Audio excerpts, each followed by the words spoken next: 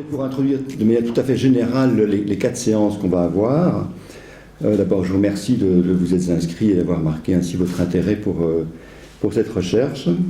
Donc, au fond, de quoi je suis parti, c'est de cette idée du décontenancement de l'humain, qui est le titre du livre que j'avais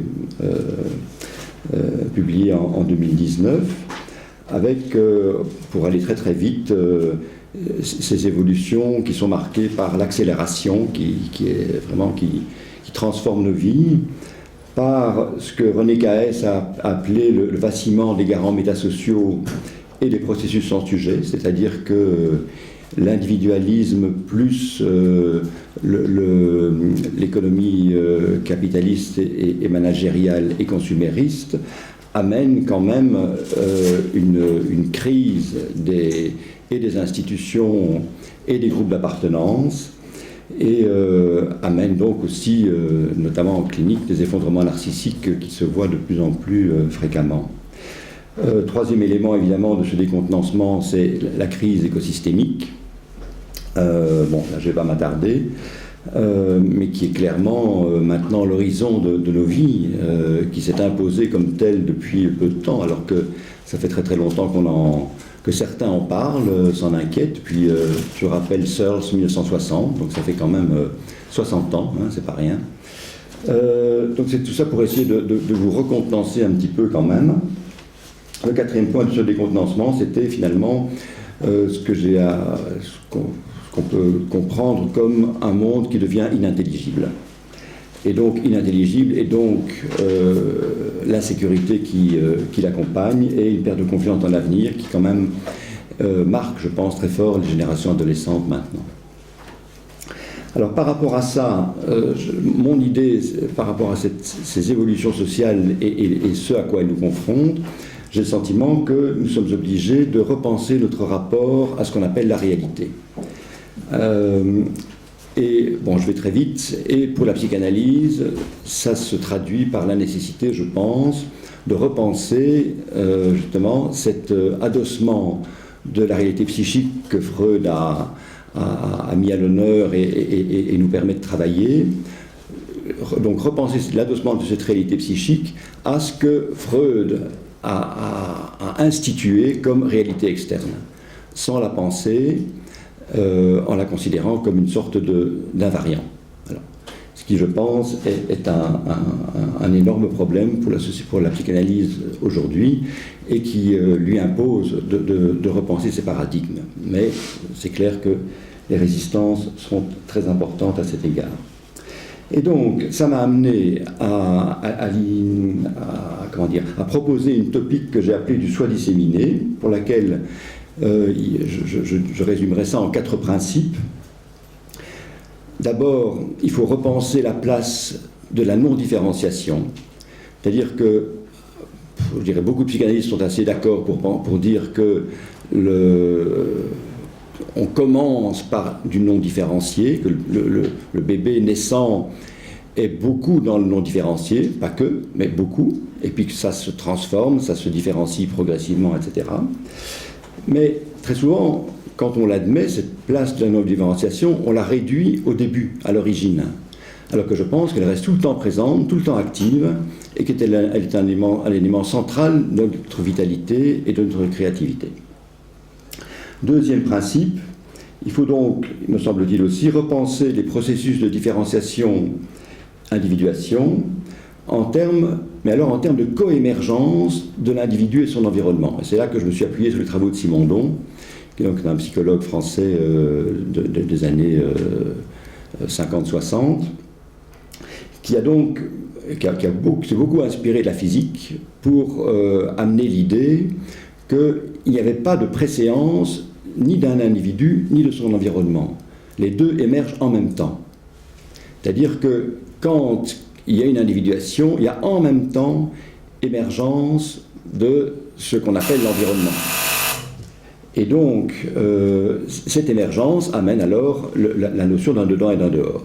Alors, dedans et dehors qui sont c'est une nécessité pour l'humain de penser qu'il y a un dedans et un dehors. On ne pourrait pas vivre si on ne pensait pas qu'il y a un dehors. Et donc on doit créer tout le temps des dedans et des dehors. Le problème, c'est que la psychanalyse a eu tendance à penser qu'il y avait un dedans et un dehors. Un dedans qui serait la réalité interne, et le dehors qui serait la réalité externe. Mais je pense que ce n'est pas du tout comme ça.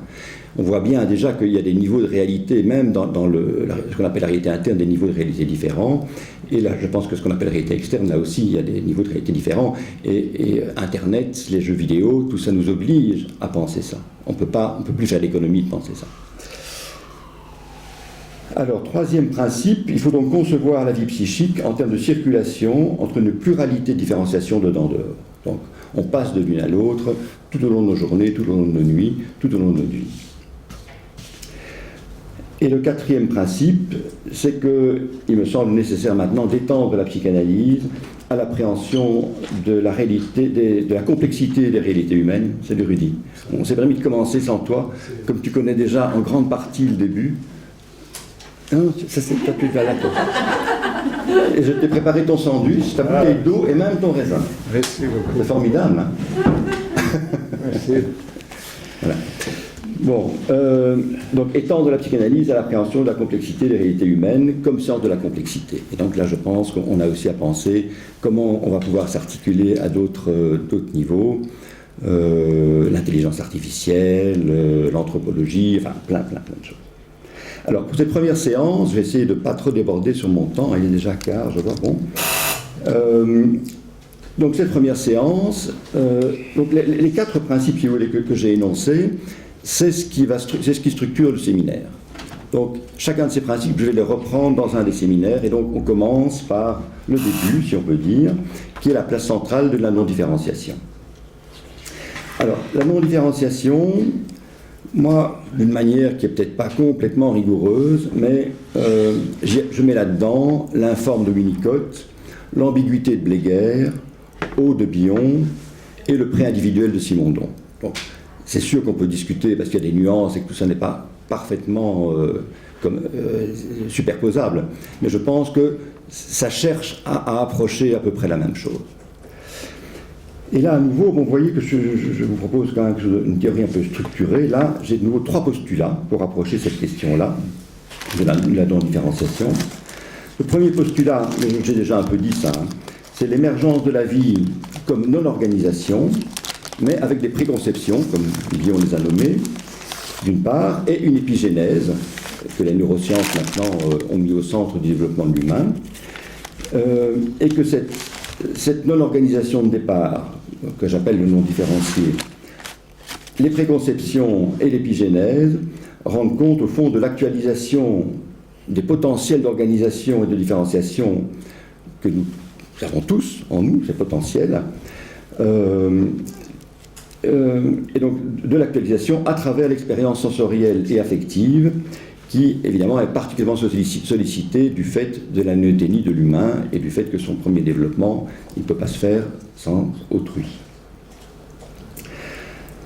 Alors, Winnicott, à cet égard, est quand même un de ceux qui a le plus travaillé, je trouve, cette unité primaire bébé-environnement, au point même que, dans un de ses articles, il situe le self comme étant en dehors du corps. Le self est dans l'unité bébé-environnement. Et que c'est les soins maternels et la préoccupation maternelle primaire en particulier qui, à son avis, font que le self va petit à petit, le centre du self va petit à petit migrer dans le corps. Donc, ce n'est pas un donné de départ. Je trouve intéressant, ça, cette idée-là de Winnicott, que ce n'est pas un donné de départ. Et moi, je compléterai cette idée de Winnicott en pensant qu'une part du self reste clairement dans l'environnement. Ça, vous avez compris que ça, c'est un peu le cœur des hypothèses que je propose. Alors, postulat numéro 2, c'est que le soi, donc, ça je viens de le dire, en fait, je répète, le soi reste disséminé. Une part se maintient dans un espace de non-différenciation et une autre part suit les processus de différenciation, individuelle et collective. Et là, bon, je ne voudrais pas reprendre tous les travaux de Caes, je crois que Caes a beaucoup amené le cadre théorique pour penser ce qui est au-delà de l'individuel, c'est-à-dire le groupe, et également en partie les institutions. Alors, mais par rapport à ça, donc par rapport à cette idée donc, des processus de différenciation individuelle et collective, je vous ai dit que je m'étais beaucoup inspiré du modèle de Gilbert Simondon, c'est-à-dire, lui, il ne parle pas d'informe ni de non différencié, il parle de pré-individuel. Et donc le pré-individuel, c'est au sens ce potentiel non différencié à partir de quoi va émerger l'individu et à partir de quoi va émerger ce qu'on appelle l'environnement, mais qui est en fait une part non reconnue comme interne, pour moi, de l'individu. Et alors ce qui est intéressant également chez Simondon, c'est que lui, quand il envisage la manière dont fonctionnent les groupes, c'est qu'il dit que les groupes ne se forment pas à partir des parts individuées, à partir de la différenciation, mais que les groupes impliquent un retour d'abord vers le pré-individuel, c'est-à-dire le non différencié, pour ensuite former le système groupal. Je trouve que c'est une idée vraiment intéressante parce qu'elle remet bien l'informe, le non différencié au cœur même des transformations et de la construction de la vie sociale. Un autre auteur qui m'a beaucoup inspiré, c'est Bleguer. Alors vous connaissez les travaux de Bleguer, son livre principal s'appelle Symbiose et ambiguïté. Je n'ai jamais compris pourquoi il a mis d'abord symbiose et ensuite ambiguïté, parce que pour lui ça commence par l'ambiguïté, et la symbiose est une ambiguïté qui tourne mal, si on peut dire. Puisque pour lui, au départ, il y a des noyaux qu'il appelle ambigus, qui sont des noyaux d'indifférenciation moi-non-moi. Il appelle ça moi-non-moi, lui. Bon, peu importe. Mais donc, les noyaux d'indifférenciation. Mais qui sont, on pourrait dire, libres. Il y a quelque chose là d'un potentiel conservé de vitalité. Et puis, dans la symbiose, quelque chose se fige. Quelque chose devient une sorte de retour à cette... non plus à l'ambiguïté, mais à quelque chose qui de l'ambiguïté s'est figé. Voilà. Et qui est figé de manière défensive. Alors, postulat numéro 3, je pense qu'il est très important de distinguer, comme le propose Winnicott à propos de l'intégration, des intégrations, non-intégration, qu'il faut distinguer la non-différenciation, c'est-à-dire ce qui est au départ est ce potentiel libre à partir de quoi vont pouvoir se produire les différenciations, qu'il faut différencier cette non-différenciation alors je ne sais pas très bien comment l'appeler, disons l'indifférenciation au sens où ce serait un mouvement vers la différenciation, mais qui se heurte à des angoisses telles qu'il y a une régression vers une indifférenciation défensive. Voilà. Je pense que mélanger les deux, c'est se priver vraiment d'un outil important pour penser la créativité et le développement de l'humain. Et donc, je ne suis pas de ce fait-là d'accord avec Bleguer quand il dit que se dépose sur les institutions, sur les fonctionnements sociaux, etc., tout ce que Caes appelle le métasocial. Je ne suis pas d'accord de penser que ce n'est que l'indifférenciation et les parties psychotiques. Parce que lui, Bleguer, il associe les deux, indifférenciation et parties psychotiques. Moi, je pense qu'il y a dans ces dépôts qu'on fait sur les groupes, les institutions, sur la société, les fonctionnements sociaux, je pense qu'il y a aussi une part de non différencié, on pourrait dire primaire, c'est-à-dire d'un potentiel de changement qui n'est pas a priori défensif. Idem pour Bion, quand il différencie les parts psychotiques et les parts non psychotiques de la personnalité. Alors, tout dépend comment on l'entend, mais je crois que c'est important de penser que tout ce qui est non-différenciation n'est pas psychotique, n'est pas nécessairement psychotique, qu'il y a un non-différencié qui est un simple potentiel, et qui n'est ni névrotique ni psychotique. Il est simplement quelque chose qui est là pour l'avenir. Voilà, une sorte de réserve de non-différenciation. Parce que toujours demander la mémoire. Bon, il y a plein de formes de mémoire, on est d'accord, mais notre mémoire est particulière. On vit un instant. Cet instant, on se dit, quel instant incroyable. Et on sait qu'on va l'oublier, probablement. Parce qu'il y a plein d'instants, parfois très douloureux, mais plus souvent agréables ou simplement beaux, qu'on oublie. On ne peut pas les retrouver. Mais où ils vont? Parce qu'on s'est dit, c'est beau. On a symbolisé. Et ça devient quoi? Voilà. La mémoire ne peut plus les récupérer. Alors, et je pense que ça va dans le fond informe. Ça va dans ce fond non différencié. Ça retourne dans le fond différencié. Mais ce fond différencié, à mon avis, il est très important parce que lui, c'est, à mon avis, pour moi, l'arrière-fond du psychisme. C'est ça qui fait l'humeur. C'est ça qui fait la résilience ou pas la résilience. Voilà. Je crois que quand on va mal, on peut puiser là-dedans ou pas. Que ce fond colore de manière énorme nos existences. Voilà. Tout ça, c'est des hypothèses. Alors, j'ai déjà largement dépassé mon temps, mais j'ai l'excuse que Rudy est arrivé en retard. Je me demande si c'est pas mieux d'arrêter et puis... Vas-y. Disons, il y a 3 parties dans ce que vous présentez, donc je crois que c'est mieux, autrement ça va être disparu. Je m'excuse que je suis en retard, j'avais calculé comme le soir, mais évidemment pendant la journée c'est beaucoup plus difficile à Bruxelles. Tu n'étais pas dans la bonne configuration psychique. Mais je peux rester jusqu'à la fin. Je dois dire que je suis très reconnaissant de m'avoir invité. Personnellement, j'attends beaucoup de cette réunion, surtout quand j'ai vu qu'il y a le public aussi. Je le voyais avec le pain et j'étais étonné, puisque je pense que c'est quand même une dimension de la psychanalyse qui est très très importante. Quand je vous ai lu, je marque quand même qu'il y a je suis tout à fait d'accord avec tout ce que vous dites, mais j'ai une toute autre approche. Donc je crois que ça peut être très intéressant de discuter avec vous et de voir où ça nous va mener. Et pour ça, je suis très content aussi que vous enregistrez, puisque comme ça, nous pouvons y retourner à la fin ou peut-être plus tard. Je crois que la discussion, enfin j'espère, je crois que ce sera importante. Ok. J'étais aussi étonné de voir qu'il y a beaucoup de gens du groupe d'artistes et je dois dire, enfin, j'ai fait beaucoup de conférences sur ce thème à l'étranger et c'était toujours des gens artistiques qui étaient très intéressés, puisqu'on connaît, les artistes connaissent ça de leur travail, je pense. Je vais me limiter et puisque nous avons quand même quelquefois, donc ça peut se développer petit à petit.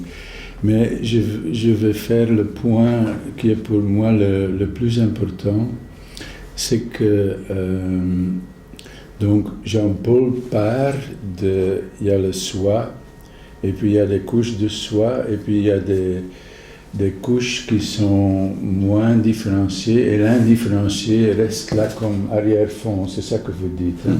Disons, ça c'est Et puis on peut lier beaucoup d'auteurs à ça. Malheureusement, je ne connais pas assez Bleguer, mais ça semble très intéressant. Je vais d'abord dire mon point le plus important, et puis je vais développer un tout petit peu, puisque nous avons encore d'autres séances pour aller plus loin. Mon point de vue est tout à fait différent, est devenu de plus en plus différent, c'est-à-dire que nous sommes disons, l'indifférencié est énormément, infiniment plus grand. Et nous sommes comme des petits noyaux dans l'infini. Mais l'infini, nous sommes dans l'infini. Ce n'est pas que l'infini est quelque part ailleurs et que nous sommes entourés de l'infini. Nous sommes dans l'infini, dans l'indifférencié, dans ce que appelle Bion l'inconnaissable. Et nous ne pouvons pas en parler. Ça, c'est le grand problème. Je ne sais pas, moi, je parle moi-même, pas l'italien, mais on m'avait demandé du Revista, le journal italien de psychanalyse, de faire un commentaire sur les neuroscientifiques de Nortov et Migone. Migone, c'est le neuroscientifique qui a découvert les neurones de miroir. Et c'est dans le dernier numéro. Et j'étais très étonné que les neuroscientifiques trouvent juste la même chose. Ils parlent de self-related. Donc, c'est vraiment c'est un tout autre point de vue. Nous disons la même chose, mais c'est d'un autre point de vue. Ce que disent les neuroscientifiques, nous vivons dans un espace qui n'est pas du tout différencié, dans le sens qu'avec ces neurones de miroir, quand moi je ressens quelque chose, vous ressentez ça aussi. C'est immédiatement communiqué.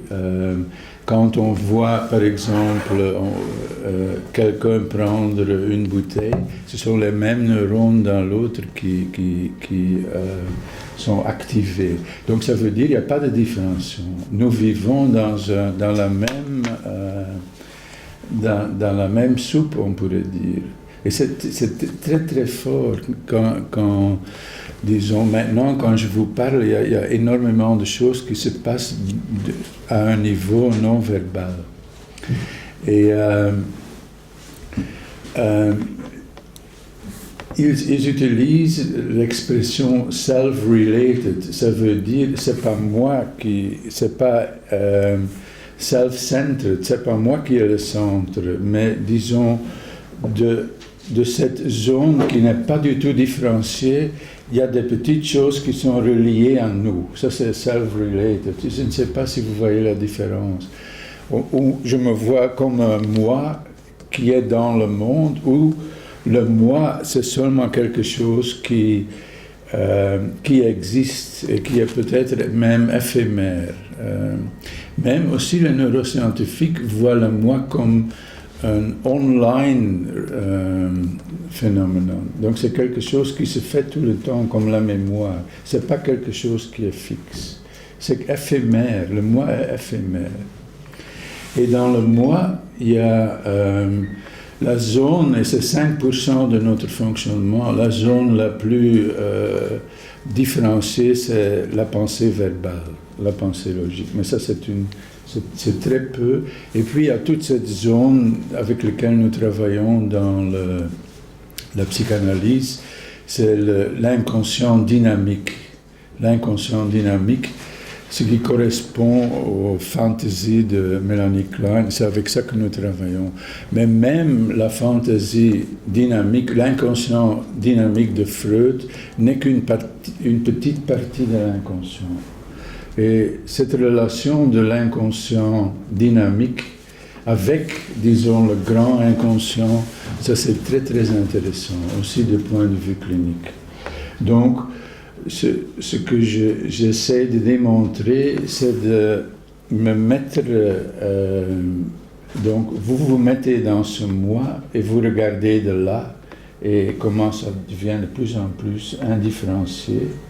Moi, je me mets tout à fait du côté de l'indifférencié. C'est très intéressant. Moi, je suis très reconnaissant que nous pouvons en discuter. C'est évidemment beaucoup moins de travail pour moi comme discutant que pour vous, Jean-Paul. Je vais juste dire, et puis je vais m'arrêter, je vais juste souligner 3 auteurs.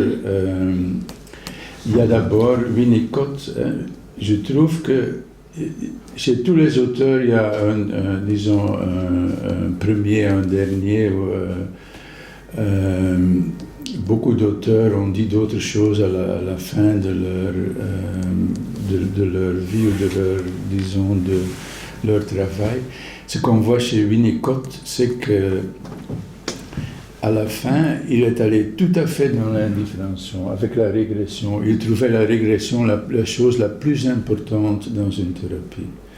Il disait, c'est là qu'on rencontre le noyau fou, et c'est le plus grand travail d'une analyse, c'est laisser être dans cette indifférenciation.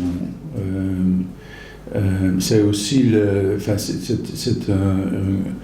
on n'a pas bien compris ça. Il y a le vrai et le faux self. En fait, le vrai self, c'est un incommunicado self, Il n'y a pas de mot pour ça et on ne peut pas mettre ça à la même hauteur d'un faux self. C'est quelque chose de tout différent. Le faux self, c'est le self différencié, social, avec lequel c'est comme des vêtements, on pourrait dire, tandis que le moi incommunicado self est tout à fait dans l'indifférencié, c'est quelque chose qu'on ressent. Et donc pour Winnicott, c'était très important. Pour Bion, c'était comme vraiment une césure dans son travail. C'est comme vous avez souligné, Jean-Paul, le premier Bion, c'était avec le psychotique, la pensée, c'était comment est-ce qu'on peut gérer ce qui n'est pas pensé. Ça, c'est le premier Bion. Et la psychanalyse a en fait pris beaucoup de choses de là, et tout ce qui est pathologique, on a vu comme indifférencié, pas pensé. Les autismes, les borderline, les psychotiques, les psychosomatiques, c'est toute la zone non différenciée qu'on doit essayer de penser. Le dernier Bion, puis il a vu, c'est différent. C'est en fait cette zone qui n'est pas différenciée, c'est là que les choses se passent, c'est là qu'il y a un changement transformationnel, la transformation en haut, et puis cette zone non différenciée est devenue, disons, la base de la vie. C'est plus la pathologie. Il parle aussi de une psychose saine, il a de la zone hallucinatoire. Donc c'est tout à fait un autre monde. Aussi, disons, le premier et le dernier, Lacan, on fait en fait la même chose. Je ne connais pas bien Lacan, mais le premier Lacan, c'était la zone imaginaire, symbolique. Et le dernier Lacan parle du réel, en fait. C'est assez proche de tout ça, le réel. Et la cause béante, c'est un autre. Et les lamelles, ce sont tous des expressions de Lacan d'essayer de dénommer la même chose. Donc, pour moi, la grande question, mais enfin, on a heureusement encore du temps pour y arriver, la grande chose, c'est comment est-ce qu'on peut arriver d'être dans cette zone non différenciée? Comment? Et Bion s'est vraiment penché là-dessus. Pour Winnicott, c'était la régression, mais Bion disait, nous ne devons pas nous régresser, nous sommes déjà régressés, tout le monde est régressé. C'est la grande différence, enfin c'est une grande différence entre ces deux auteurs. Donc ça c'est qu'est-ce que nous pouvons faire avec notre moi pour être là. Vous voyez? Donc nous disons la même chose, mais moi je parle vraiment de, disons, l'ampleur de cette zone indifférenciée. Voilà. Je vais m'arrêter ici.